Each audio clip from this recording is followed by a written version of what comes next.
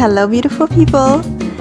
Panna Cotta is an amazing creamy Italian dessert prepared with heavy cream and a flavor of choice. And one of the basic ingredients to get the stiffness and thick texture is gelatin. In today's video, I'm gonna make this delicious, refreshing and elegant strawberry panna cotta without using gelatin. So let's jump to the ingredients.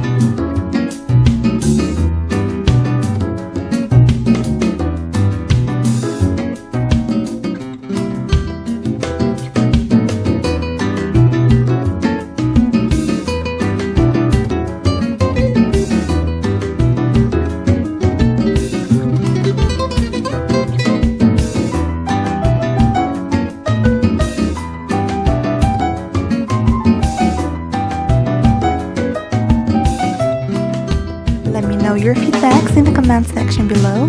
Don't forget to like, subscribe and share this video and hit the notification bell. That's all for today. Thank you for watching.